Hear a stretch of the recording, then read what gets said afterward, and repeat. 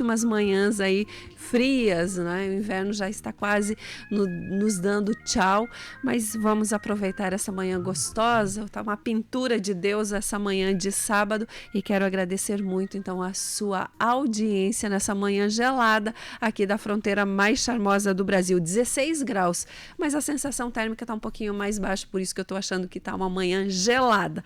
E eu quero te convidar para esta manhã gostosa de sábado, você que está nas ondas do rádio 100.9 ou uma das nossas plataformas digitais, para você ficar junto com a gente, porque hoje o nosso papo está gostoso. Hoje a gente tem aqui um entrevistado que esteve em maio conosco e retornou agora para trazer as novidades. E o nosso convidado é o Dr. Eduardo Martins, cardiologista com abordagem comportamental. Bom dia, doutor. Bom dia, Cláudio. Bom dia, Moacir. Um prazer estar aqui na Rádio Clube. Muito legal. Que bom lhe receber aqui. E como falei, o senhor estava com a gente lá no mês de maio, né? E de lá para cá, a gente sempre há mudanças, há novidades dentro da medicina e principalmente dentro dessa área de cardiologia. E aquele dia ficou muitas coisas de fora, inclusive sobre este livro, para quem está nos assistindo aqui, ficou muitos assuntos pertinentes relacionados a isso, a esse livro que o senhor lançou, e eu queria bater esse papo gostoso nessa manhã de sábado. Que bom lhe receber aqui. Muito obrigado.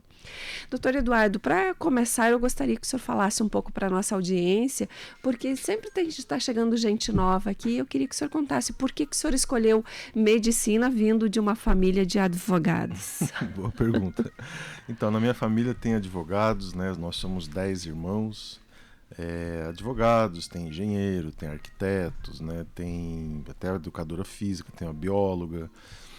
E eu resolvi fazer medicina. Eu tinha feito direito, né? Fiz 2 anos e meio de direito, mas não me encontrava naquele tal de direito, né? E aí eu conheci, né, o professor Valdo Vieira, a questão da conscienciologia, da projeciologia. Eu comecei a estudar outras questões além, né, dessa vida humana e tal. E ali eu vi o papel assim importante da gente ajudar os outros, né? Da gente ter da gente ter um olhar menos egóico e mais pró outra pessoa, a outra pessoa. E naquela época eu falei, eu acho que eu tenho 2 áreas legais para eu seguir então, né? Que era medicina e psicologia. Mas eu lembrei que quando eu era pequeno eu sempre falava em fazer medicina. E muito interessante, Cláudio, porque os meus amigos de infância, a grande maioria se tornou médico hoje em dia, né? São médicos hoje, muito interessante. Inclusive meu ortopedista é um grande ortopedista lá de Santa Catarina, de Criciúma, o Mário César Burgo Filho, que é meu amigo e que cuida das minhas condropatias e as coisinhas mais que eu tenho.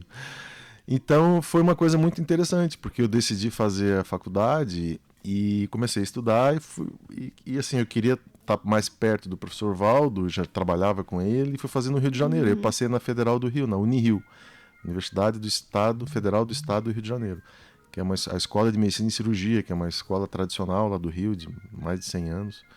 Quer dizer, ela é de 1928, mas ela tinha uma condição anterior ainda, mas a data é de 1928. É uma escola bem tradicional de medicina. E eu gostei muito, e assim, foi uma coisa que me ajudou muito na vida, né? A me encontrar do ponto de vista profissional, do ponto de vista pessoal, e de fazer essa ponte com tudo, né? Eu digo que, para mim, e por exemplo, aquele livro que eu lancei, o Higiene Consciencial, eu não trouxe para você. A próxima eu te trago. Pronto, então já está marcada uma próxima para me trazer esse. E o Higiene Consciencial, quando eu publiquei, a Sociedade Brasileira de Cardiologia tinha acabado de orientar os cardiologistas a estudar terapia cognitivo-comportamental e a estudar a prescrição de ansiolíticos e antidepressivos, porque se descobriu a grande relação entre infarto e estresse, ansiedade e depressão. E hoje a gente considera estresse, ansiedade e depressão como um fator de risco isolado para a pessoa infartar. Quer dizer, a pessoa não fuma, não tem diabetes, não é obesa, não tem colesterol alto, mas ela é ansiosa, ela é muito estressada. Então o risco dela infartar é o mesmo de uma pessoa que fuma, ou que tem diabetes, ou que tem hipertensão. Sério? E isso foi descoberto... Alô, estressados. Alô, ouçam estressados. Bem o que o Dr. Eduardo Martins está falando. E isso foi descoberto num grande estudo publicado em 2004 na Lancet, chamado Interheart, né? Isso está no nosso site, está no livro, eu coloquei isso tudo. Então, e por que isso? Por causa do eixo HPA, que é o eixo hipotálamo, pituitário, adrenal, que é um eixo hormonal que nós temos, e a ansiedade, ela fica ali bombando a pituitária a produzir o adrenocorticotrófico, que é o hormônio que faz as suprarrenais liberar adrenalina, noradrenalina, cortisol e tudo mais.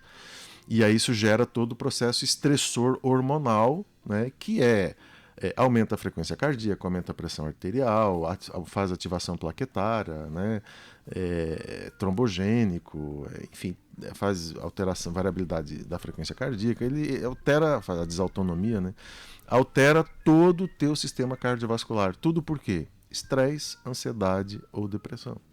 Ou seja, para quem está nos ouvindo, trocando aí bem para o linguajar bem simples, o estresse faz com que seja liberado dentro do nosso organismo aí uma bomba de hormônios, né, estressores, adrenalina, noradrenalina, e isso aumenta a frequência cardíaca, demanda de oxigênio, enfim, uma conversa cardiológica. Mas para o ouvinte que está aí, o seguinte, aprenda a fazer meditação, aprenda a respirar.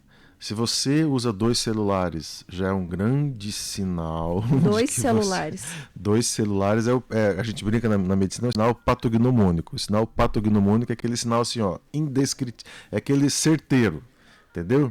Indiscutível. Você tem a predisposição. É o sinal da doença. Então, assim, ó, 2 celulares é um sinal. A outra coisa é a pessoa que faz 3 turnos, né? De manhã, tarde e noite. Então, esse é um outro grande problema. O outro é mãe. Mãe? Mãe.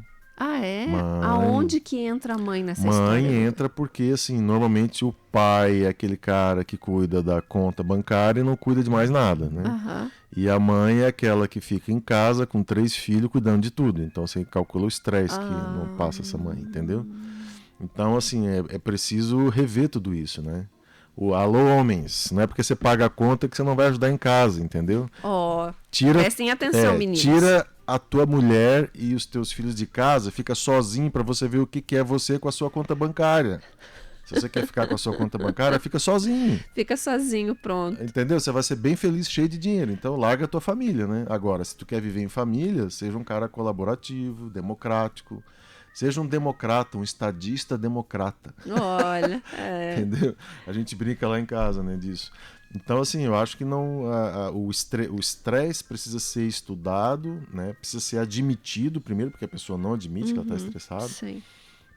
E assim, Clau, eu tenho todos os casos que você pode imaginar, assim, exemplos, né?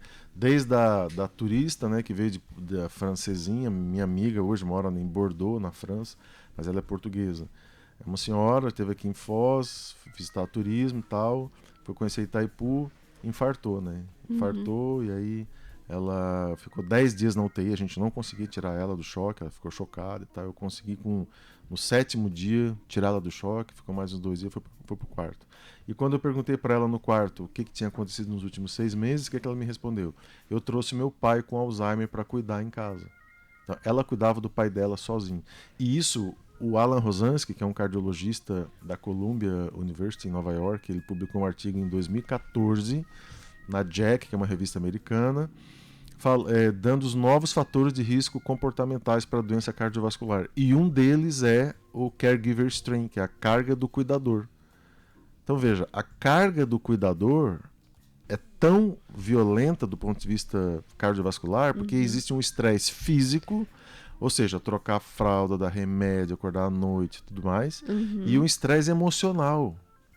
Você com seu pai ali... Troca os papéis, né? Troca tudo. Você não é um cuidador, você não é uma enfermeira, você não é uma auxiliar de estudou para enfermagem. isso. Você não estudou para isso. Entendeu? Então, toda pessoa que tem um pai com Alzheimer, uma mãe com Alzheimer em casa e que quer agora pagar a conta do que fez na vida, porque o filho pensa isso, né? Nossa, eu fiz isso com meu pai, não, agora eu vou pagar. Vou cuidar dele. Pode pagar com a vida. E aí quem que vai cuidar do seu pai? Mas ninguém, porque se você morrer, né? Quem vai cuidar? E essa nossa amiga, ela quase morreu. Realmente ela quase morreu. E aí a gente conversou muito sobre isso. E é um exemplo clássico do novo fator de risco comportamental. E múltiplos casos, tipo a moça, 40 anos, 41 anos, responsável por 150 homens, entendeu? No trabalho dela, ela era chefe de 150 homens. e o perfil assim altamente estressada no último grau. Eu falei para ela, olha, você precisa fazer terapia, você precisa se reinventar, isso, a sua vida não é assim. Ela, passou 3 meses, ela não fez nada, voltou lá no consultório infartada. 41 Olha anos. só. Essa era a pergunta, doutor, que estava mais lá para o final, mas já vamos colocar essa pergunta aqui para o senhor. Por que que nos últimos, depois da pandemia principalmente, até 2019 se ouvia pouco falar sobre isso. Eu acho que depois da pandemia a gente ouve muita gente jovem infartando, mas muito, 30 anos. Ah, teve um infarto fulminante, morreu. Fulano infartou, fulano morreu, fulano... Por que isso? Então, o Nicoleles deu uma entrevista recentemente muito interessante e, assim, a gente precisa contextualizar essas informações, né? Então, o que nós estamos vivendo? A gente está vivendo agora o pós-pandemia. E ele fala uma coisa muito legal, e para quem não viu isso, vale a pena ler um livro chamado A Bailarina da Morte, que é a história da pandemia de 1918, da A gripe bailarina espanhola. da morte. A Bailarina da Morte. E por Uhum. que é bailarina? Porque os navios chegavam no Brasil e as mortes iam acontecendo dançando nas estradas, assim, porque o cara chegava, não tinha internet, não tinha nada, e não tinha carro também, né? Sim. Todas as coisas eram muito trem, essa coisa toda. Então os transportes eram assim, aí a pessoa chegava da Europa e ia ficando doente, ia morrer. Então a mortalidade ela acontecia como se fosse assim, em caminhos, nas estradas, né? Então era meio que uma dança da morte, né? Mas o que ele diz? O que o Nicoleles diz? Que naquela época, o pós-pandemia foi seguido de um aumento expressivo de mortalidade, tanto cardiovascular quanto doenças degenerativas, demência, e está acontecendo exatamente a mesma coisa que aconteceu nos anos posteriores a 1918. Então, imagina o seguinte, Cláudio, Terceira Guerra Mundial, tá? O mundo todo em guerra. Uhum. Como é que você acha que vai ficar o emocional das pessoas? Tá. Como é que... Todo mundo meio que parece que Imagina. despirocou, ficou doidão, né? Eu tenho Exatamente. ouvido muito as pessoas dizerem assim, nossa, parece que tá todo mundo louco. E imagina a Ucrânia, né? Agora, como é que estão a população da Ucrânia? Sim. Entendeu? Então, isso foi feito um estudo em Israel, foi na guerra 1991, Guerra do Golfo. E eles estudaram, se eu não me engano, foi uma cidade, Tel Aviv, se eu não me engano. Eles estudaram uma região lá da guerra que estava mais envolvida na guerra, mas com menos explosões, hospitais funcionando e tal. E houve um aumento expressivo de infarto. Tá? Isso é HPA. Isso é estresse. Entendeu? Imagina você caindo bomba, Cláudio. Uhum. A gente aqui não sabe se vai cair uma bomba agora ou se não vai. Imagina o estresse. Você imagina como é que você dorme? Como é que dorme? Não dorme, não se alimenta direito. Não se alimenta direito. Não vive mais. Então você não vive mais. Então como é que você vai ter um corpo saudável se você não dorme? Não tem como. O sono ele é um dos maiores agentes relaxantes e um dos maiores agentes estressores. Se você tira o sono, você vai virar catabólico. Você vai produzir você vai queimar muita coisa sua, de gordura, assim, você cria um processo caótico no seu corpo, né? Então essa condição que esse estudo mostrou, você traz agora para a nossa realidade de hoje. O que nós tivemos na pandemia? Uma guerra, né? Uma guerra onde eu tenho paciente que perdeu 5 pessoas na família. Sim. Tá? Então, assim, como é que você sobrevive a isso? Então, há uma situação de estresse mundial. Eu digo assim para os pacientes, não é no seu bairro, não é na sua cidade, não é no seu estado, nem no seu país, foi no mundo. Eu lembro de uma cena, acho que foi Roma, ou a França, Paris, da câmera passando assim pela cidade, nada. Ninguém, vocês lembram dessa cena? Sim. Ninguém andando. Lembra que a água daquela cidade Veneza ficou limpinha, o mar ficou limpo, né? São Paulo já não tinha mais poluição, o sol, o astro-rei voltou a brilhar. Não, era uma loucura, não tinha poluição. Então veja, isso foi a pandemia. Né? Nós acabamos de passar por uma pandemia. Então o pós-pandemia precisa ser estudado, precisa ser falado, né? E isso gerou muitas doenças, né? E tem gerado muitas doenças. Porque é como se você... Sabe aquele negócio de você tá fugindo do cachorro? Sim. Tá, você nem pensa, né? Você sai correndo, o cachorro Só corre. Você só corre, pula muro, pula em árvore Você e nem tal, diz, não sei o nossa, quê. como é que eu pulei aquilo A hora depois? que você relaxa, você não anda mais, porque o seu músculo está estirado, a sua coluna está doendo, entendeu? Sim. Então essa condição é uma analogia para as pessoas entenderem, né? Que ninguém passa incólume emocionalmente, uma população, digamos assim, né? Sim. Não passa incólume a uma pandemia com esse nível de mortalidade que a gente teve, né? E esse estresse todo que foi. Então, essa onda aí desses últimos anos de pessoas jovens tendo infarte, principalmente mais jovens, porque quando é uma pessoa de mais idade, a gente entende, vida, né, passou, já está lá com o coraçãozinho mais cansado e tal, se entende dessa forma. Porque se falou muito também sobre vacinas, né, doutora? Ah, vacina, isso desencadeou pessoas infartando, pessoas mais jovens morrendo com problemas de coração. Mas quando se pensa no estresse, né, do que gerou, aí tem essa consequência. Essas pessoas que falam isso, eu preciso lembrar que em 1918 não tinha vacina. Né? Não existia vacina. O que as pessoas, hoje em dia, né, a gente vive no mundo da desinformação, Cláudia. É muito difícil. Por exemplo, nós estamos aqui numa rádio, né? Sim. Aí termina o programa, você vai entrevistar outras pessoas e tal. Sim. Agora imagine que você estivesse num instituto de imunologia, sei lá, em São Paulo, ou se você estivesse, por exemplo, no CDC americano, ou em Oxford, na Inglaterra, se você estivesse envolvida com pessoas que só estudam isso, tá? E aí quando você conversa com pessoas, não estou falando do neurocirurgião famoso com um videozinho na internet, nem do dermatologista que faz sucesso falando de vacina, não estou falando desse povo doido, não. Eu estou falando de gente que é da área. Gente séria. Séria, tá? Dr. Kennedy, Xisler em Foz do Iguaçu, você pega infectologistas aqui da cidade, você vai conversar com pessoas que são da área, infectologista e imunologista. Sim. Adivinha qual a opinião deles? Totalmente favoráveis, sempre favoráveis. Entendeu? A vacina. Aí você fala assim, nossa, mas a minha cunhada, ela vacinou e ela teve um negócio e tal. Não, ok. Não vamos negar que isso aconteceu e acontece. Mas quando você pega uma população de 220 milhões de pessoas e não vacina, tá? Imagina o seguinte, tá? Vamos supor que o raciocínio negacionista anti-vacina preponderasse no Brasil como queria a figura lá anterior. Tá? Não queremos vacina. Vacina é vacina, é China. Aí, imagina, seriam 2,5% de mortalidade. Sabe quanto isso significa? Quase 5 milhões de mortes. Clau? É muita gente, né? 5 milhões se tu deixasse a tal da imunidade de rebanho, que era a teoria anterior. Então, assim, conversa com um infectologista, tu vai ver. Eles arrepiam com isso. Conversa com um imunologista. E outra coisa, eu sempre conversei muito com o Kennedy, né, sobre esse assunto. Eu não sou da área, não entendo de vacina. Aliás, imunologia é uma das áreas mais difíceis da faculdade. Tá? Sempre foi. E o Kennedy tem um amigo dele que é de americano que fez a vacina do HPV.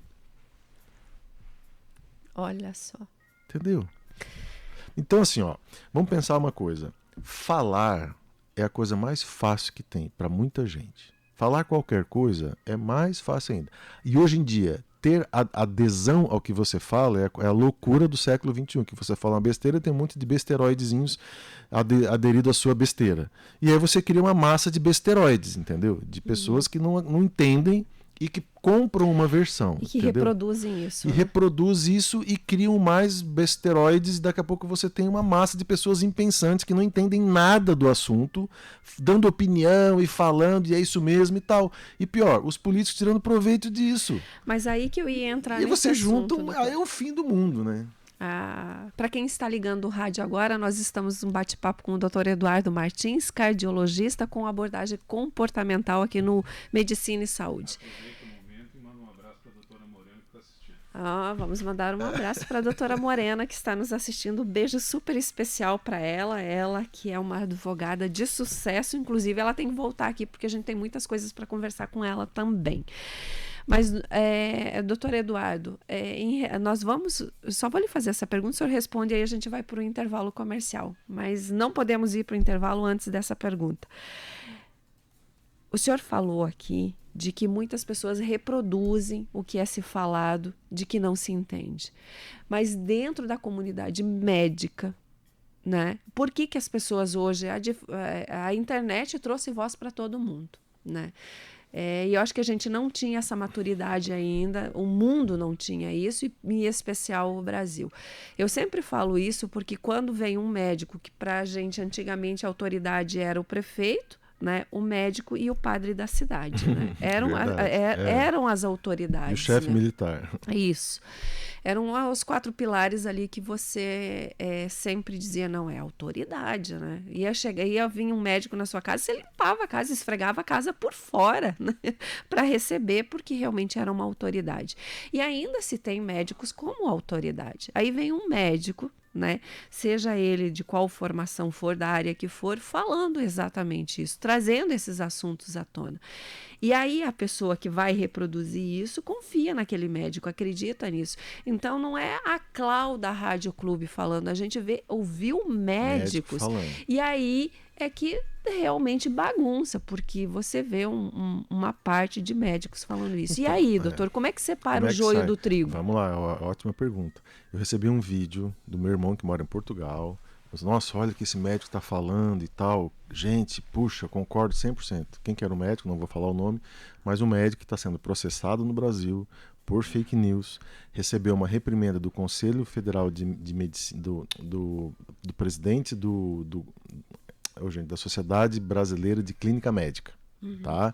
Esse cara, assim, falou muita bobagem para a classe médica da especialidade que ele dizia que tinha. Foram descobrir, não tinha título naquilo, não era doutor, não tinha feito o doutorado que ele falava que tinha feito. Ou seja, sabe? Então, assim, tu vai chegando perto, entendeu? Tu vai chegando perto, tu vê que tem coisa ali. Não tem cheiro bom. Não tem cheiro bom. E aí o que acontece? Existe uma situação que a gente fala muito, né, que é o seguinte: a pandemia há muito tempo deixou de ser científica. A pandemia é um assunto político, ideológico.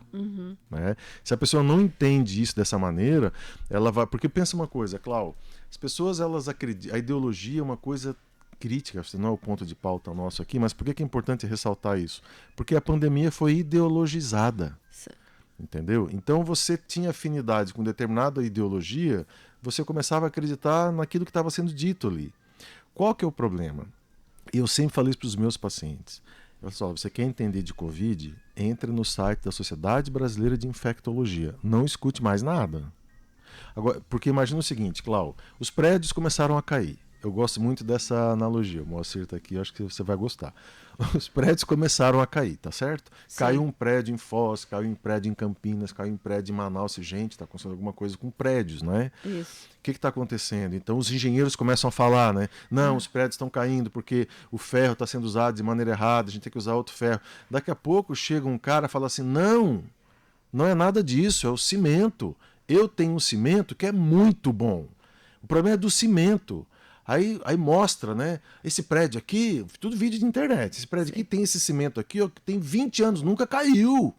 E aí começa um debate de prédios que caem. E aí você começa a receber vídeos na sua rede social de pessoas dizendo como fazer um prédio. Gente, ó, esquece engenheiro. Eles estão tudo louco. Vocês têm que fazer um prédio, assim, ó, tutorial para fazer um prédio. Foi isso que aconteceu na pandemia. As pessoas que eram para ser ouvidas no Brasil não foram. Sociedade Brasileira de Infectologia mal foi consultada. Então, veja, quer dizer que os prédios começam a cair e você, ao invés de chamar o CREA, Conselho Regional de Engenharia e Arquitetura, o CAU lá, para dar um parecer e tal, não, você chama 5, 6 amigos seus, que entende tudo de prédio, e começa a dar as diretrizes nacionais do prédio. É tudo muito raso. É muito raso. E aí você vai entender por que Oxford, CDC... né, Sociedade Brasileira de Infectologia, você vai pegando todas as sociedades médicas sérias, tinham um parecer. Uma vez eu entreguei para uma pessoa, ela veio com uma conversa anti-vacina e tal, assim, fulano, olha só, eu vou te passar aqui 5 sociedades médicas que têm o mesmo parecer. E o fulano desse vídeo que você me mandou, mas ele também cita um monte de coisa. A pessoa não enxerga, não quer enxergar. E quando você vai chegar perto, você vê o perfil ideológico da pessoa. São todos o mesmo perfil ideológico.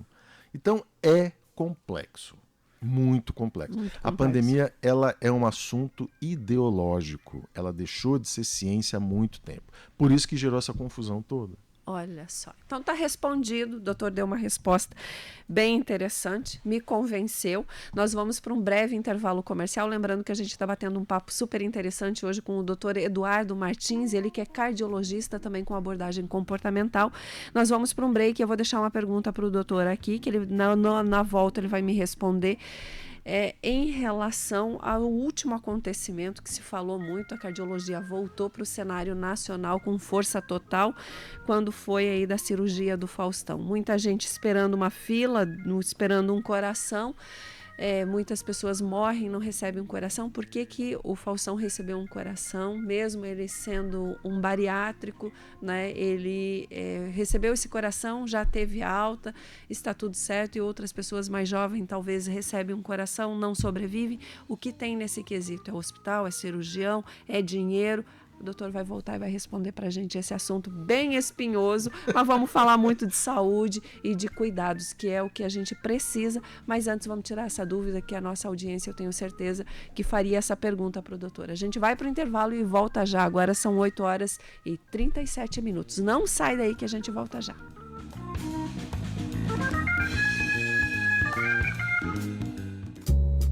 Estamos apresentando Medicina e Saúde. Você está preparado para conhecer o novo, se surpreender e se apaixonar? O Cassino del Este está de casa nova, trazendo um novo e exclusivo conceito de entretenimento, mas com a tradição do atendimento de excelência. Novas máquinas de jogos de última geração, lindas e super dinâmicas. Um novo bar com deliciosas opções. Cassino del Este, agora no piso térreo do Shopping del Este. Atendimento das 10 da manhã à 1 da madrugada com transporte gratuito. Venha conhecer as novidades do Cassino del Este. Informe-se pelo 45 98821 9204. Você merece requinte e bom gosto. Na Paraná Decor, as mais lindas sugestões para renovar o ambiente da sua casa. Móveis, cortinas e toldos. Paraná Decor. Detalhes que fazem a diferença. Avenida JK 2733. Telefone 3027-2008 ou www.paranadecor.com. Começou a promoção 70% de desconto nas lentes que escurecem no sol nas Óticas Samir. É isso mesmo, por apenas 10 vezes de R$ 9,90, você compra seu par de lentes fotossensíveis, que são aquelas que escurecem no ambiente externo e ficam transparentes no ambiente interno. Atenção, é 70% de desconto real. Confira. E para você que usa lentes multifocais, para enxergar de longe e perto com um óculos só, 10 vezes de R$ 29,90 na fotossensível também. Aproveite. Ótica Samir, a visão que faz sorrir. A catarata é uma das maiores causas de cegueira no mundo. Normalmente surge após os 60 anos. A doença ocorre quando o cristalino perde a transparência, fazendo com que a imagem fique sem nitidez. A cirurgia para a correção é rápida, a recuperação é tranquila e o resultado é excelente. Com o procedimento, o paciente consegue ter de volta sua visão com qualidade. Agende uma consulta. O Hospital de Olhos de Cascavel, há 30 anos dando cor à sua vida. Você é apaixonado por tênis? Então temos uma notícia boa para você. Não perca o Festival do Tênis na Foz Star Calçados. Tênis, Ativita, Replay e Lind, todos por apenas R$ 99,90. É uma oportunidade única que você não pode perder de jeito nenhum. Atenção, é até o dia 17 de setembro. Corra e garanta o seu estilo único com os melhores tênis da cidade. Foz Star Calçados, a estrela da Vila Portes. Ponto do Fogão. sempre a melhor solução. Tudo em peças e acessórios para bares, lanchonetes, hotéis e utensílios domésticos, bebedouros comerciais, queimadores e grelhas para fogão. Super promoção em linhas de carrinhos para churros, churrasco grego, espetinhos e cachorro-quente. Condições especiais de pagamento e ótimo atendimento. Faça uma visita. Rua Fagundes Varela, 449, fone 3028-9308, ao lado da Casa Vitória, na Vila Portes, em Foz do Iguaçu. A legislação fiscal, trabalhista e tributária brasileira é complexa. As empresas de sucesso contam com uma boa consultoria e planejamento tributário. A De Paula tem expertise nessas áreas. Alavanque a sua empresa. Faça uma consulta conosco. De Paula Contadores. Grandes clientes de todos os tamanhos. Muito mais do que cuidar da aparência, as cirurgias plásticas e os tratamentos estéticos ajudam a melhorar a qualidade de vida. Mas para que os resultados correspondam às expectativas, é preciso que o paciente procure um bom profissional. Confie em quem há mais de 20 anos atua com excelência no setor. Dr. Rogério Chimirri Pérez, especialista em cirurgia plástica. Agende uma consulta e tire as suas dúvidas. 45-3025-6768, Rua Rui Barbosa, 1753 Centro, Foz do Iguaçu. No Instagram, @Dr. Rogério Chimirri Pérez, CRM 20332, RQE 12431. 8h41. Rádio Clube, junto com você. Estamos de volta. Medicina e Saúde. Olá, bom dia, e estamos de volta, 8h41.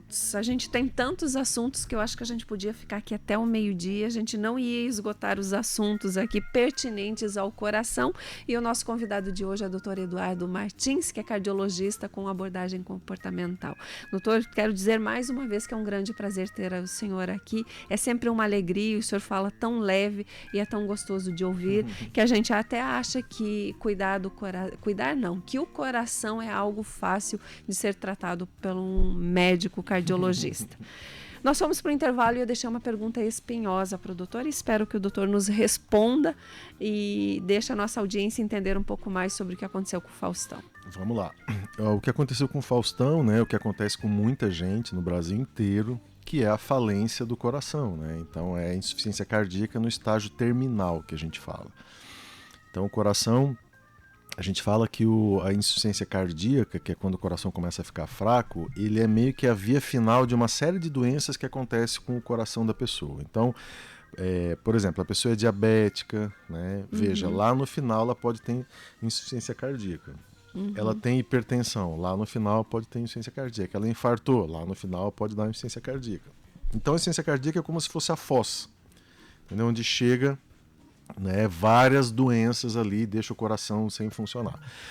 E aí, como eu estava te falando, eu coordeno o protocolo de insuficiência cardíaca do Costa Cavalcante. Né? Eu comecei a estudar mais detalhadamente a insuficiência cardíaca em 2013 e participei, durante o ano de 2012, eu ia para Curitiba acompanhar o serviço da doutora Lídia, que era chefe do transplante de Curitiba, da PUC.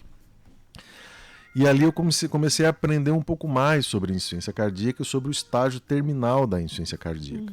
E a evolução cardiológica nesses últimos anos foi impressionante. Eu vou abrir um parênteses antes de falar do Faustão, para te dar uma informação, Cláudio, que eu acho que é muito significativa, porque isso eu estou vivendo em consultório. Então ninguém me falou, né, e eu não li, não.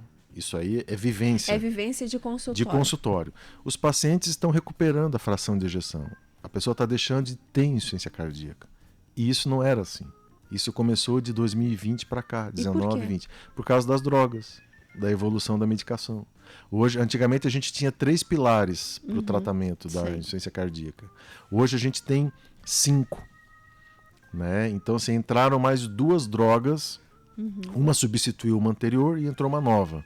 Né? Isso é tecnologia. Né? Isso é tecnologia, isso é estudo. Isso tecnologia, estudo. Então, o grande salto do tratamento da insuficiência cardíaca foi de 2021 para cá. né? Quando com 2 drogas que eram usadas para o diabetes, se descobriu que ela tinha um efeito incrível na insuficiência cardíaca. E hoje a gente está vendo pacientes recuperar 100% a fração de ejeção. Então o cara chega lá no consultório com 19%, 20% de fração de ejeção, começa a acertar a medicação, né? Faz a adesão que a gente fala, né? Adere direitinho a medicação e começa a subir a fração de ejeção. Então é 20, é 22, é 25, é 30, 32, 35, daqui a pouco está com 55, 60, que é a fração de ejeção normal do coração.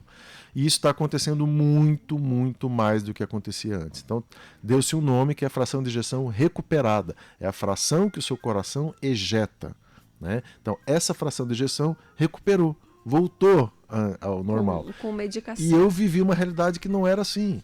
Diagnóstico de insuficiência cardíaca, em 5 anos a pessoa morria. Muito bem. Só que chega uma hora que pode acontecer de isso não regredir e só acelerar, que foi o que aconteceu com o Faustão.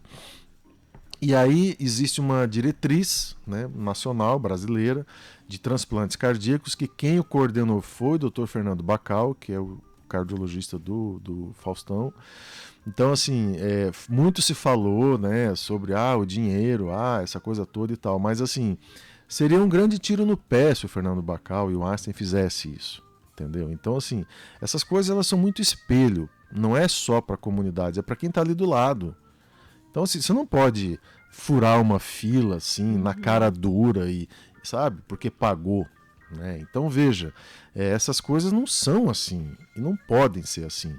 O Faustão tinha uma indicação de transplante. Na idade dele, a indicação é relativa. A contraindicação é relativa, não é absoluta, né? Então, veja, e ele estava dependente de droga, né? Ele não conseguia ficar sem droga. Então, isso tudo é informação que eu tenho de dentro do Einstein. Sim. Tá? Então, veja, as pessoas falam o que querem, né, Cláudio? E droga, para quem está nos ouvindo, são medicamentos, viu? Não fiquem vocês pensando que Faustão era um usuário de drogas, pelo amor de Deus, gente. A tal da dobutamina. Ele estava dependente dessa medicação para o coração dele continuar batendo. Sim. Quando você tem essa situação, o teu paciente passa na frente. Sim. Doutor, mas muito se falou não só dele ter passado na frente, mas pelo fato dele ter sobrevivido, né? Dele ter, parece que até havia uma torcida de alguns, né? Vamos falar assim, o cara vai morrer, não vai aguentar, porque ele já 72 anos, né? Ele fez uma bariátrica, não era um cara, um atleta, não era um cara você quer que, ver né? uma coisa, Cláudio? E aí ele sobreviveu. Eu conheço uma pessoa que é muito amigo do Faustão, que conhece o Faustão. O Faustão é um cara muito bacana. Eu já ouvi falar muito que ele é muito gente boa. Ele é um cara muito bacana, muito legal, muito gente boa. E foi muito legal ele ter ficado. Muito. Veja, por que foi muito legal? Não só pela vida dele, como pai de família lá, uma pessoa, né, querida e, enfim, que entreteu tanto a população brasileira e tal, né, com a profissão dele, mas porque agora ele vai se dedicar a essa causa do transplante. Veja, um cara que tem todo esse perfil dele, essa força que ele é do ponto de vista da comunicação, da história dele, de vida, o exemplo que ele é, né, nesse processo todo. Agora ele tem uma causa de vida, que é ajudar o transplante no Brasil. Isso aí já foi o máximo. Tanto para terem mais doadores e também para as pessoas encorajar. Acreditar e entender que, tipo, por exemplo, assim, você pode ser um cara que vai precisar do coração, mas o Faustão toda dentro daquela situação, ele sobreviveu. Mas é porque ele estava no Albert Einstein. Não. Assim, a gente tem, por exemplo, isso é uma coisa que as pessoas gostam de falar também, né, Cláudio? Mas assim, pessoas estão sobrevivendo em transplante no Hospital de Transplante de Fortaleza, de Curitiba, de São Paulo, entendeu? Eu sou muito amigo do Dr. Pofo, Robson Pofo, esteve aqui recentemente. O Pofo foi chefe de transplante cardíaco do Einstein há muitos anos. Tá? Eu visitei o ambulatório de pós-transplante do Dr. Pofo lá não é no Einstein, né? Se eu não me engano, é no Hospital Santa Catarina, que é um hospital do Einstein, só que do SUS, né? Que o Einstein construiu. Porque isso é uma verba do SUS, você sabe, né? Sim. Transplante é SUS. Sim, é SUS. Transplante é SUS, não é particular. Não é particular. E aí eu conheci pessoas, por exemplo, que faziam piada, entendeu? Os homens falam, nossa, doutor, já estou funcionando de novo. Entendeu? Pós-transplante. Sim. Entende? Quem cuidava do pós-transplante do Dr. Pofo era o Dr. Flávio, especialista em pós-transplante por causa das medicações, né? Todos os imunomoduladores que precisa dar para a pessoa não ter rejeição. Isso é uma especialidade hoje na cardiologia, pós-transplante. Então veja, é uma estrutura toda de muita pesquisa acontecendo no Brasil e no mundo. E aí a pessoa não sabe de nada e começa a falar. Fala, porque pagou, porque nem sabe, não conhece, não tá lá, não, entendeu? É só para fazer o barulho mesmo. É para fazer barulho, é para aparecer, né? Sabe? Então, assim, não é uma coisa... E eu conheço o Dr. Fernando Bacal, é uma pessoa extremamente competente, ele que fez a diretriz, né, de transplantes cardíacos do Brasil. Veja, não tem menor sentido, né, essa questão. Seria um tiro no pé, seria horrível pro transplante no Brasil, né, se descobrir que houve uma situação, sabe, forçada, uma coisa... Então, assim, eu acho um debate desnecessário. Eu acho que a gente pode ter essa versão muito bacana do retorno do Faustão, agora ele se dedicando a uma causa que é seríssima. As pessoas podem sim doar o seu coração, né? Às vezes um filho que tem uma tragédia, o filho é jovem, morreu, e, poxa, pode salvar uma outra pessoa, né? Sim, quantas vidas essa pessoa pode salvar, né? Não só o coração, Córnea, mas com tantos outros órgãos. Exatamente. Então vai encampar com certeza fazer aí campanhas, tanto para doação e de quanto que também encorajando as pessoas que possam fazer aí a cirurgia e que vão sobreviver. E em Foz do Iguaçu, doutor Eduardo, para quem está nos ouvindo agora, ligou o rádio, estou batendo um papo com o doutor Eduardo Martins, que é cardiologista. Doutor Eduardo, e em Foz, quem, por exemplo, precisa de um transplante, vai para onde? A gente faz em Curitiba. Curitiba. Sim, a gente tem a doutora Marcele hoje, lá no Hospital do Rocio, tá? Que hoje ela é responsável pelo transplante no Paraná. Uhum. E o transplante no Paraná é um dos mais ativos do Brasil, né? Eu estou sem a última categorização, numeração, mas assim, já chegou em terceiro e até em primeiro nesses últimos 10 anos, né? Hoje eu não tenho essa informação para te trazer aqui, mas assim, Fortaleza, que é um dos grandes centros de transplante, São Paulo, Curitiba, e tem outros grandes centros também no Brasil. Então veja, eu tenho pacientes, né, que estão em fila de transplante e eles precisam ser preparados, né? Tem toda uma avaliação. Tem gente que não pode receber, porque a gente faz o que a gente chama de cateterismo direito, né? Você tem que olhar como é que está a resistência pulmonar desse paciente. Porque se você põe o coração e o pulmão, ele gera uma hipertensão no coração, porque, né, o ventrículo direito ejeta sangue para o pulmão. Uhum. Se o pulmão está muito pressionado, ele tem hipertensão, o cara fumou muito, tem enfisema pulmonar e tal, não dá para colocar o coração ali, entendeu? Não adianta colocar um coração novo, porque o pulmão não vai... Exatamente. Não então tem exames que você faz antes do transplante para saber se aquela pessoa tem condição de receber. Por exemplo, pacientes psiquiátricos, né? E aí, doutor, uma pessoa dessa que está no seu consultório, que talvez precisasse de um transplante de coração, mas não tem um pulmão bom, não pode receber esse coração. O senhor, como médico, na consulta vai dizer, olha, infelizmente você não pode receber um coração, ou o senhor deixa ele lá na fila? Como é que funciona isso? Tem que tirar da fila. Tem que tirar da fila. Assim, uma coisa, claro, com o tempo a gente vai pegando um jeitinho com a medicina, né? Porque assim, primeiro a gente não é Deus. Sim. Né? Segundo que a medicina não resolve tudo, né? Então, assim, as coisas precisam... Veja, você tem uma população ali tem 15 pessoas para receber um coração, tá? Concorda que tem que ser um coração que vai ser usado realmente? Sim. Não dá para colocar o coração numa pessoa que daqui a 1 ano vai estar morta. Sim. Então você tem que se perguntar isso também. Qual que é a sobrevida desse paciente? Ele tem insuficiência hepática? Ele foi alcoólatra? Entendeu? Ele é um paciente psiquiátrico que não se cuida, é usuário de droga? Tudo isso tem que ser considerado, porque assim, você vai aproveitar uma vida, um coração de uma vida que se perdeu para salvar uma outra vida. Então essa outra vida, você precisa ter a certeza de que ela vai prosperar. Então tem doenças, né, que contraindicam o transplante cardíaco, como eu falei aqui, e aí assim, isso precisa ser muito bem indicado. Isso está na diretriz, né? Isso está no entendimento lá do médico na hora da consulta, de entender, né, doutor? Sem dúvida. A gente fala que o transplante, e por isso que eu te falei que eu fui estudar esse assunto, sim, porque ele é a fase terminal da vida, né?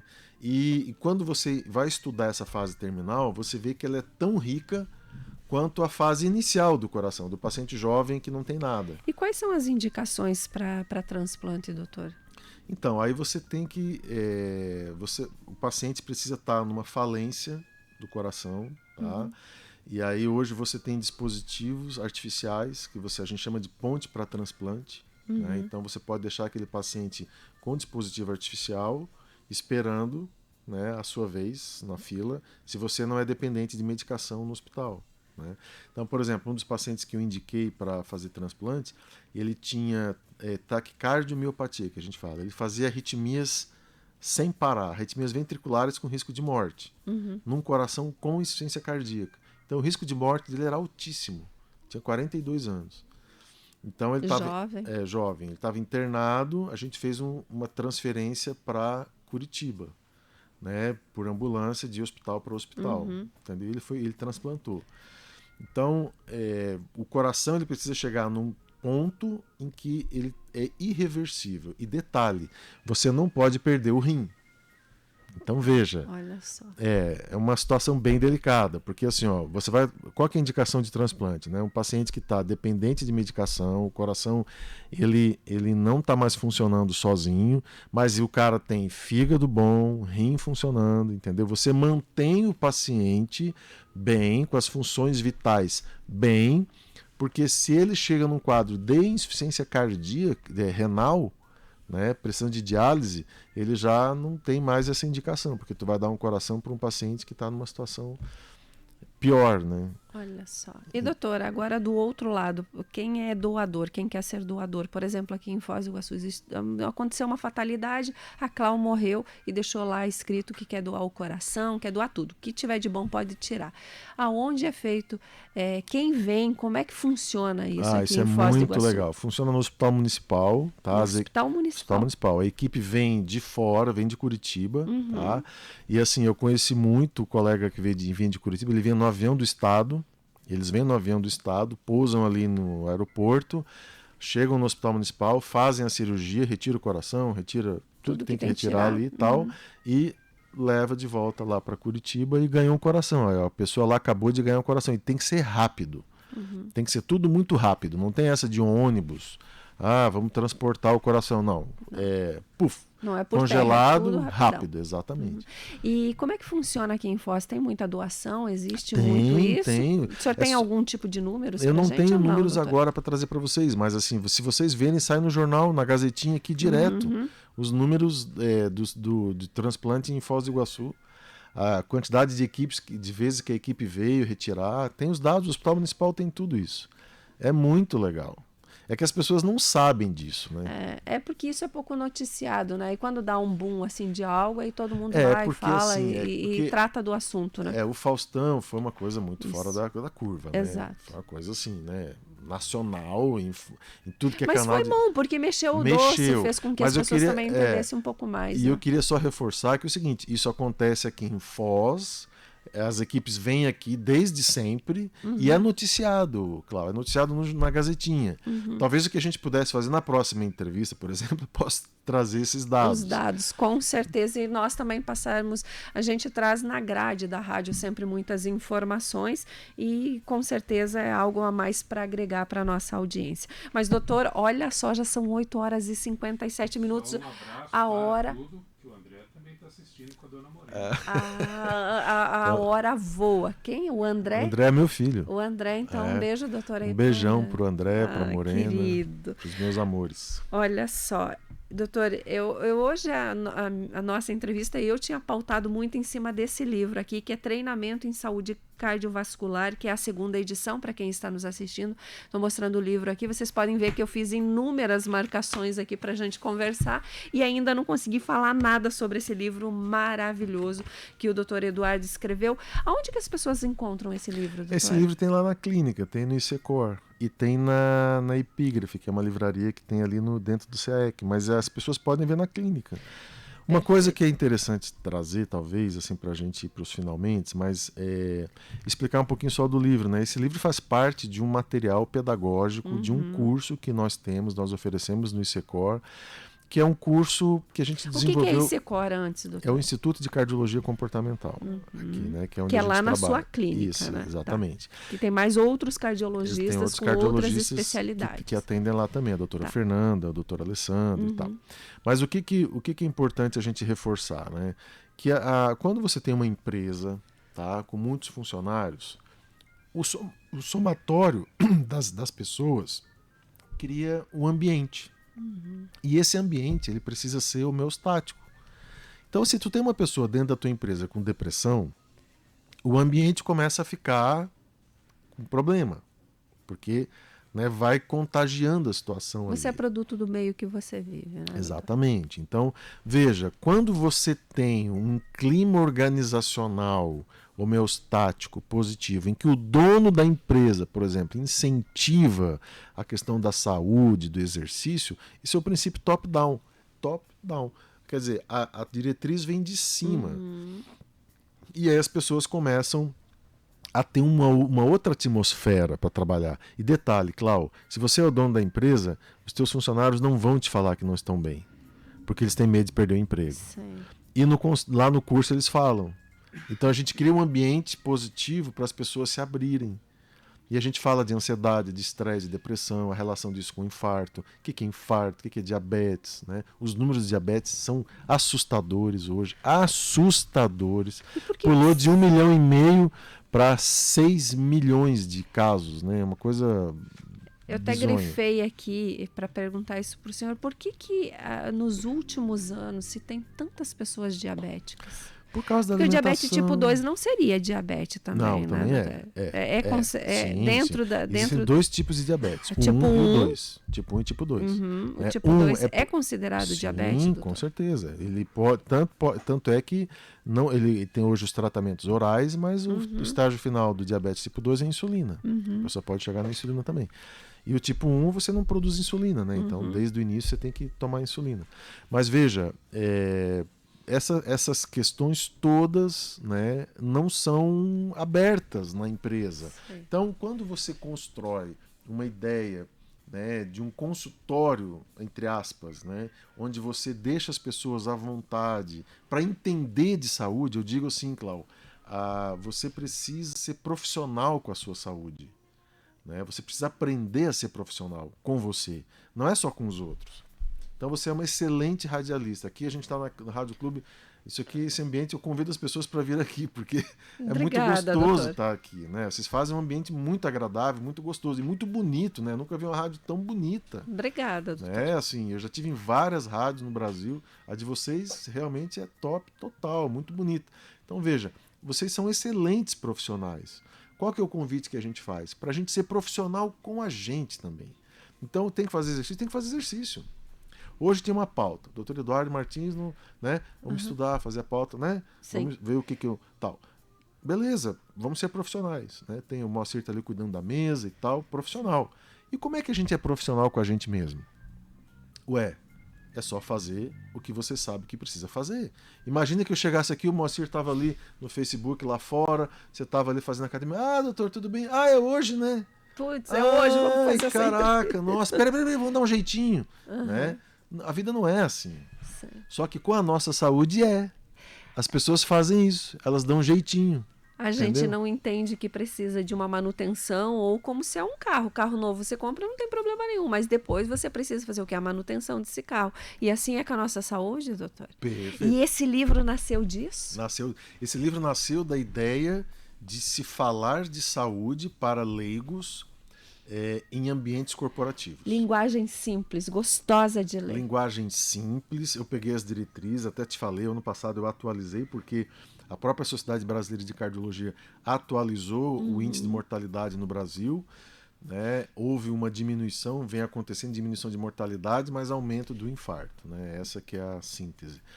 Mas assim, as mortes são mais de 400 mil no Brasil. Né? Então é muito, muito complicado de você falar sobre isso e as pessoas não saberem de nada. Né?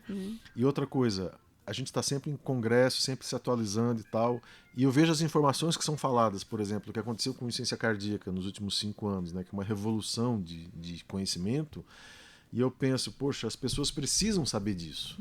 Precisam ter esse conhecimento. Porque é o corpo delas. Eu preciso saber que se eu não me cuidar, eu posso ter insuficiência cardíaca. Nós falamos, Cláudio, que existe uma classificação da insuficiência cardíaca, no caso tipo A, que a pessoa não tem nada no coração, ela só tem fator de risco. Só fator Ela não de tem risco. nada no coração. O coração dela é normal. Mas, por exemplo, ela fuma, ela tem diabetes, ela tem hipertensão, ela não tem nada... Estressada no último grau. Ela é tipo A, insuficiência cardíaca. Ela é candidatíssima à insuficiência cardíaca. Por quê? Porque pode infartar, porque pode desenvolver essa hipertensão, pode desenvolver hipertrofia do coração, e aí vai chegar na insuficiência cardíaca. Então, assim, as coisas, quando a pessoa adoece, não são de graça.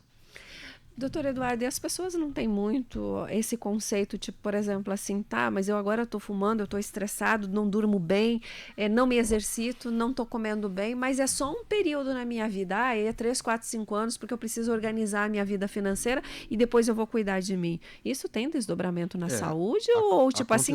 Aconteceu isso com o Kaique Brito, né? Foi em 1 minuto ele saiu de um bar, tá lá daquele jeito na UTI. Então as decisões, em 1 minuto... Em 5 segundos, tu pode acabar com a tua vida. Então, esse negócio de que é só por um período, é só por um momento. Imagina que o Moacir está aqui cuidando da mesa e tal. Ele fala assim: só por um pouquinho aqui eu vou tocar um funk aqui na Rádio Clube. Só por um pouquinho. Pronto, acabou. Entendeu? Rádio Clube não é funk. Não. Entendeu? Então, assim, não é por um momento, por 1 minuto. Então, por 1 segundo, por um momento, por 6 meses, você pode destruir sua vida. E não, isso não é exagero. Aí você fala assim, mas foram só 6 meses fumando. Não, beleza, foram só 6 meses fumando que pessoas te viram fumando, às vezes te influenciou positivamente ou negativamente. As coisas não são assim. As decisões de saúde, elas precisam ser tomadas do ponto de vista profissional. Nós precisamos aprender a ser profissional com a gente. Não adianta só falar que faz e também não adianta só fazer pouquinho. Eu brinco assim, Cláudio. A pessoa tem filho, né? Essa pergunta, você cuida do seu filho todo dia ou só terça e quinta? Boa, doutor, boa. Entendeu? Você cuida todos os você dias, tem todas empresa, as horas. tem. Você vai na Rádio Clube lá só segunda e quarta, porque também todo dia né? Você trabalha todo dia? Ai, nossa, não é demais, não? Então eles falam para mim, doutor, mas fazer exercício 5 vezes por semana não é demais, não? Eu falei, você trabalha todo dia? Sim, não é demais, não? Você trabalhar todo dia. Pronto, tá respondido. Entendeu? Então veja, por que para os outros tudo, para nós nada? Tem uma abordagem aqui dentro do livro, conhecendo o seu corpo, e o que o senhor coloca aqui, o desafio é pegar o início da doença. Então, esse é o grande ponto, porque as pessoas, veja, tudo tem um início, tudo tem um começo. Então, hoje, por exemplo, eu estou aqui com vocês, eu faço meu check-up anual, mas eu não estou vendo assim, né? Meus linfonodos, eu não estou vendo as minhas artérias, eu não estou vendo, eu só estou sentindo aqui que está tudo bem comigo. Tá com uma cara super boa, tá tudo bem. Estou me sentindo bem, mas assim, se eu não fizer check-up, como é que eu vou saber se realmente está tudo bem?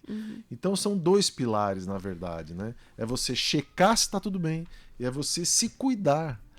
E a brincadeira que eu falo é o seguinte, você compra, sei lá, uma Mercedes, né, um sedã Mercedes e tal, e põe na roça, entendeu? Lá no milho, lá para, né, puxar, entendeu?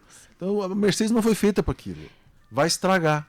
Então se você não cuidar do carro, não adianta ele ser 0, você vai diminuir o tempo de vida dele. Então nós precisamos cuidar dessa questão, né? E aí entra o conceito, doutor, de médico e louco todo mundo tem um pouco e quer se cuidar e acaba, tipo, por exemplo, exagerando para a gente encerrar, porque já são 9h07. Nós estouramos o horário com o doutor, não tem como não estourar o horário, porque o doutor realmente é sumidade no que fala e tem uma linguagem muito gostosa. Então, doutor Eduardo, para a gente encerrar, de médico e louco todo mundo tem um pouco, por que isso? Porque tem gente que vai lá, minha vizinha tá tomando medicamento, ela tava lá, não sei o que, e ficou maravilhosa. Eu também vou tomar isso porque realmente eu vou melhorar. Esses automedicamentos, esse auto de ir lá e dizer eu vou tomar isso, eu vou fazer isso, o quanto isso é prejudicial dentro da saúde, doutor? Eu refaria a tua frase. Dentro da cardiologia. A frase assim, de médico e louco, todo mundo tem um vizinho. Porque assim, Quando você falou, eu vou falar essa frase, você falou do vizinho, por isso que eu achei engraçado. Porque na verdade é sempre o vizinho, né? O vizinho fartou, agora eu vou ter que... O vizinho tá tomando um remédio que é espetacular. Emagreceu, tá bonito, vamos tomar o mesmo remédio. Não, eu vou te dar aqui, ó, o remédio é espetacular. Minha tia tomou, pode tomar isso aqui, ó. Toma esse remédio, eu só não sei ler exame, mas dar remédio eu sei. Eu sei, exatamente. Então, veja, é tão perigoso isso, tão perigoso, porque quer ver a medicação clássica que as mulheres adoram? Diurético. Então, elas acham que tomar diurético emagrece. Olha que loucura, tá tirando o volume dela, espolhando potássio, sódio, tá alterando o metabolismo. O diurético tem que ser uma coisa muito estudada, prescrito por médico, a gente monitora, né? Faz os exames e tal. Idoso é um problema diurético. Gordura não é nada de líquido. Tem gente não que tem nada, inchada, exatamente, ali, ó, não é, né? E tá gorducha. Então, assim, essa condição da automedicação, ela pode ser fatal, ela é problemática. E agora, né, como você trouxe aqui, né, muitos médicos dão de pitaco em outras áreas, né?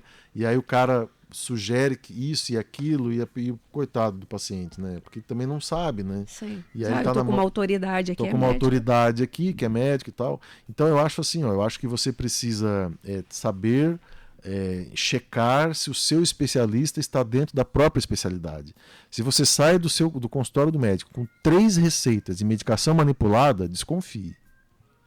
Tá? Desconfie. Você foi no médico, o cara te deu 3 receitas, cádmio, molibdênio e tudo manipulado, desconfie. Desconfie. Ninguém tem carências múltiplas de tudo. Você está entendendo? Não é assim. Outra coisa, foi checado essas carências? Você viu que o seu cromo ali está baixo? Ele te pediu molibdênio? Quer dizer, quem que pede molibdênio? Vamos aumentar um ferro, que daí vai ter um desdobramento em outra coisa. Exato. Você vai colocar agora sim, o ferro não, a gente pede TIBC, a gente pede ferritina, pede o ferro, beleza, o ferro está baixo, vamos repor. Sim. Mas isso é uma decisão baseada em evidência, em exame.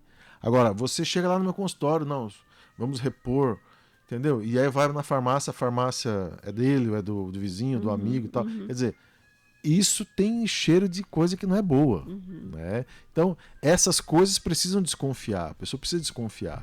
Né? Mas, enfim, de resto é o quê? É a pessoa ter esses 2 pilares clássicos, né, Clau? Que é checar e se cuidar. Então, é checar, ver se está tudo bem. Homens precisam ir no urologista a partir dos 50 anos para fazer o toque. A partir dos 40 a gente pede PSA. Homens e mulheres a partir de 50 anos, colonoscopias a cada 5 anos. Mulheres acima de 50 anos, check-up cardiológico anual. Homem acima de 40, check-up cardiológico anual. E sintomas, procura na hora, né? Dor no peito, desmaio, essas coisas todas.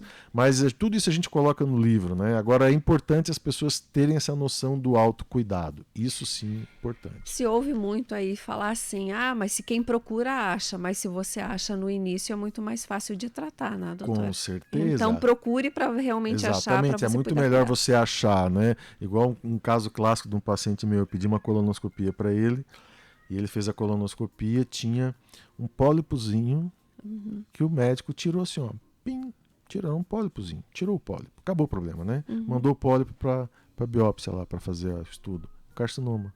Nossa. Em 5 anos, o que seria esse pólipo? Entendeu? Então não é muito melhor você descobrir antes? É muito melhor, gente, muito melhor. E outra coisa, vamos acabar com esse medinho boboca?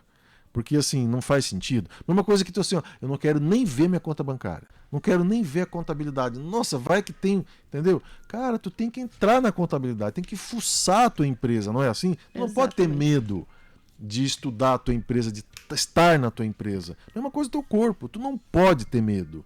Entendeu? Nós temos que quebrar esse medo. Nós temos que arrancar, como dizia o professor Vale, brincava, né? Arranca o sutiã e mete o peito. Isso mesmo. Então, arranca o sutiã e mete o peito. Vamos estudar a nossa realidade, né? Exato, doutor, que prazer, que alegria ter o senhor aqui com esse conteúdo sempre maravilhoso, trazendo para a gente sempre conhecimentos e principalmente o entendimento de como é cuidar do nosso corpício, não por estética, mas por saúde, longevidade, né? Ter a nossa longevidade aí, ter também a nossa dignidade, né? Enquanto ser humano. Obrigada pela entrevista, obrigada por ter vindo aqui. Quem está nos assistindo, estou mostrando esse livro aqui, que é Treinamento em Saúde Vascular. É sempre importante ter um cardiologista aí, cuidar bem do seu coração. E o Dr. Eduardo Martins, que é cardiologista com abordagem comportamental, esteve aqui na Rádio Clube trazendo esse conteúdo super interessante e vai voltar outra vez porque tem mais livro e tem muita coisa que a gente nem conseguiu falar. Olha, eu queria dar os parabéns para vocês. Realmente Obrigada, não é só falar, é muito gostoso estar aqui mesmo. Recomendo que as pessoas, né, venham aqui conhecer a Rádio Clube e agradecer a oportunidade de estar aqui. O livro é Treinamento em Saúde Cardiovascular, né? Cardiovascular. E a gente agradece, está sempre à disposição. Parabéns pelo trabalho de vocês. Muito bacana.